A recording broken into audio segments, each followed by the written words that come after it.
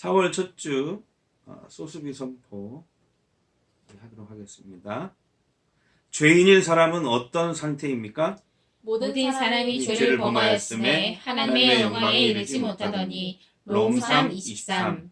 주님이 요구하시는 사랑의 방법은 그 형제를 미워하는 자마다 살인하는 자니 살인하는 자마다 영생이 그 속에 거하지 아니하는 것을 너희가 아는 바라. 자녀들아, 우리가 말과 혀로만 사랑하지 말고 행함과 진실함으로 하자. 요일 3:15-18. 하나님을 믿는 사람은 무엇을 하든지 무엇이 목표가 되어야 합니까? 그런즉 너희가 먹든지 마시든지 무엇을 하든지 다 하나님의 영광을 위하여 하라. 고전 10:31. 절망 가운데 우리를 인도하시는 하나님의 선포는 주 여호와께서 이 뼈들에게 이같이 말씀하시기를 내가 생기를 너희에게 들어가게 하리니 너희가 살아나리라. 겔 3:7-5. 내가 모든 것을 할 수 있는 이유는 무엇입니까? 내게 능력 주시는 자 안에서 내가 모든 것을 할 수 있느니라. 빌사 13. 죄인인 사람은 어떤 상태입니까? 모든 사람이 죄를 범하였음에 하나님의 영광에 이르지 못하더니. 롬 3:23. 주님이 요구하시는 사랑의 방법은 그 형제를 미워하는 자마다 살인하는 자니 살인하는 자마다 영생이 그 속에 거하지 아니하는 것을 너희가 아는 바라.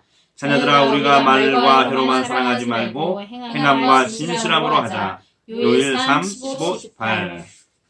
하나님을 믿는 사람은 무엇을 하든지 무엇이 목표가 되어야 합니까? 그런즉 너희가 먹든지 마시든지 무엇을 하든지 다 하나님의 영광을 위하여 하라. 고전 10:31. 절망 가운데 우리를 인도하시는 하나님의 선포는 주 여호와께서 이 뼈들에게 이같이 말씀하시기를 내가 생기를 너희에게 들어가게 하리니 너희가 살아나리라. 겔 3:7-5. 내가 모든 것을 할 수 있는 이유는 무엇입니까? 내게 능력 주시는 자 안에서 내가 모든 것을 할 수 있느니라. 빌사 13. 금주 하가다 말씀 요한복음 21장 17절 말씀을 5번 하가다 하도록 하겠습니다. 요한의 아들 시몬아, 내가 나를 사랑하느냐 하시니 주께서 세 번째 내가 나를 사랑하느냐 하심으로 베드로가 근심하여 이르되 주님, 모든 것을 아시오매 내가 주님을 사랑하는 줄을 주님께서 아시나이다. 예수께서 이르시되 내 양을 먹이라. 요 21:17. 요한의 아들 시몬아, 내가 나를 사랑하느냐 하시니 주께서 세 번째 내가 나를 사랑하느냐 하심으로 베드로가 근심하여 이르되 주님, 모든 것을 아시오매 내가 주님을 사랑하는 줄을 주님께서 아시나이다. 예수께서 이르시되 내 양을 먹이라. 요 21:17. 요한의 아들 시몬아, 내가 나를 사랑하느냐 하시니 주께서 세 번째 내가 나를 사랑하느냐 하심으로 베드로가 근심하여 이르되 주님, 모든 것을 아시오매 내가 주님을 사랑하는 줄을 주님께서 아시나이다. 예수께서 이르시되 내 양을 먹이라. 요 21:17. 요한의 아들 시몬아, 내가 나를 사랑하느냐 하시니 주께서 세 번째 내가 나를 사랑하느냐 하심으로 베드로가 근심하여 이르되 주님, 모든 것을 아시오매 내가 주님을 사랑하는 줄을 주님께서 아시나이다. 예수께서 이르시되 내 양을 먹이라. 요 21:17. 요한의 아들 시몬아, 내가 나를 사랑하느냐 하시니 주께서 세 번째 내가 나를 사랑하느냐 하심으로 베드로가 근심하여 이르되 주님, 모든 것을 아시오매 내가 주님을 사랑하는 줄을 주님께서 아시나이다. 예수께서 이르시되 내 양을 먹이라. 요 21:17. 아멘. 4월 6일 월요일 고난 주간입니다. 오늘은 누가복음 22장 39절과 42절 말씀입니다. 제가 먼저 새번역 성경으로 읽어 드리겠습니다. 예수께서 나가시어 늘 하시던 대로 올리브 산으로 가시니 제자들도 그를 따라갔다. 아버지, 만일 아버지의 뜻이면 내게서 이 잔을 거두어 주십시오. 그러나 내 뜻대로 되게 하지 마시고 아버지의 뜻대로 되게 하여 주십시오. 사막에 있는 수도원에 새로 젊은 수도사가 들어왔습니다. 수도원에서 이 수도사가 가장 힘든 것이 있었습니다. 그것은 이른 아침에 일어나 오랫동안 기도하는 일이었습니다. 실컷 잠을 자고 싶은데 스승인 수도원장이 기도 시간을 너무 길게 잡아서 여간 어려운 게 아니었습니다. 기도 시간이면 졸다가 혼나기 일쑤였습니다. 그래서 어느 날 수도사가 스승에게 큰 맘을 먹고 질문했습니다. 우리가 기도하면 과연 하나님을 볼 수 있을까요? 꼭두 새벽부터 그렇게 기도한다고 해서 하나님을 볼 수 있는 것도 아닌 것 같은데 꼭 그렇게 오래 기도해야 하느냐고 은근슬쩍 잽을 날린 것입니다. 이거 뭔가 매를 번 것 같지 않습니까? 그러자 스승이 젊은 수도자에게 반문합니다. 네가 기도해서 해가 뜨게 할 수 있느냐? 젊은 수도자는 불가능하다고 대답했습니다. 해가 뜨는 것은 자연의 순리인데 어떻게 사람이 해가 뜨게 할 수 있느냐고. 그럴 수 없다는 것이지요. 그러자 스승은 젊은 수도자에게 하나님도 마찬가지라고. 하나님은 인간이 기도로서 불러내거나 만날 수 있는 분이 아니라고 대답했습니다. 다시 젊은 수도자가 의기양양하게 항변을 합니다. 우리가 기도해서 하나님을 만날 것도 아니라면서 왜 무엇 때문에 기도해야 합니까? 스승은 조용히 젊은 수도자를 꾸짖으며 말했습니다. 우리가 아침 해를 뜨게 할 수는 없지만 아침 해가 밝게 뜰 때 깨어있지 않으면 볼 수 없듯이 기도하지 않으면 하나님이 우리에게 오실 때 뵐 수 없지 않겠느냐.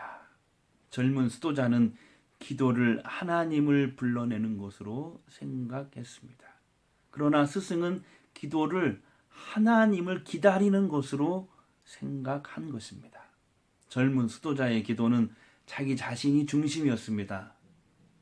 그러나 스승의 기도는 다만 하나님이 중심이었던 것입니다. 젊은 수도자의 기도 시간은 자신의 때, 자신의 시간이 중심이었지만 스승의 기도는 오직 하나님의 때, 하나님의 시간이 그 중심이었습니다.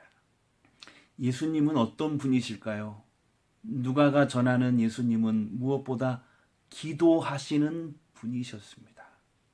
누가복음은 예수님이 기도하시는 모습을 유난히 주목합니다. 예수님은 요한에게 세례를 받으실 때도 기도하셨습니다. 사람들이 몰려올 때도 외딴 곳에 가셔서 기도하셨습니다.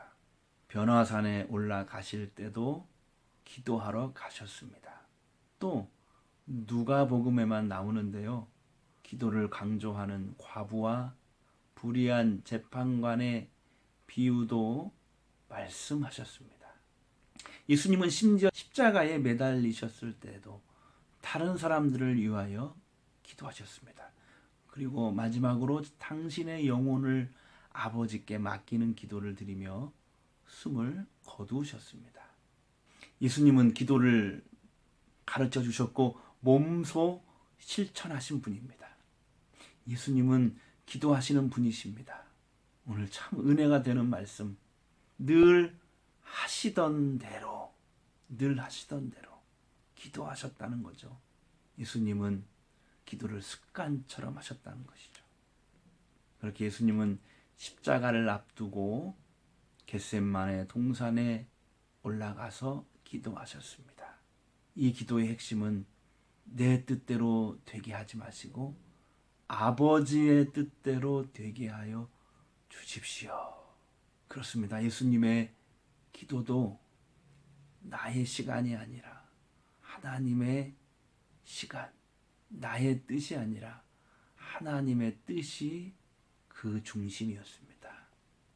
예수님이 겟세마네 동산에 올라가 기도하시는데 무릎을 꿇고 얼마나 힘을 다하여 간절히 기도하셨는지 땀이 핏방울같이 되어서 땅에 떨어졌습니다.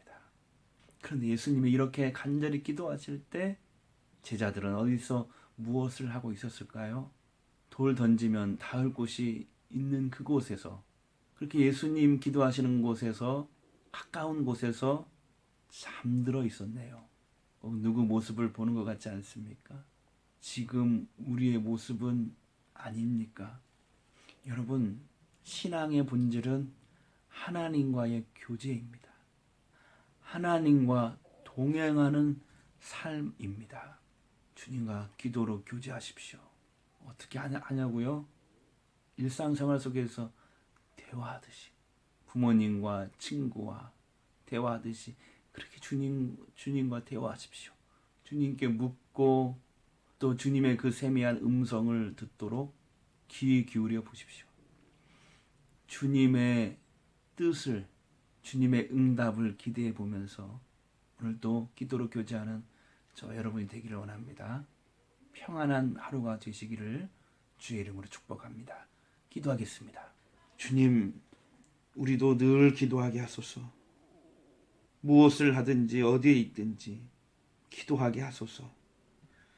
우리도 하나님 앞에 무릎을 꿇고 내 뜻을 버리고 하나님의 뜻을 따르게 하소서. 아멘.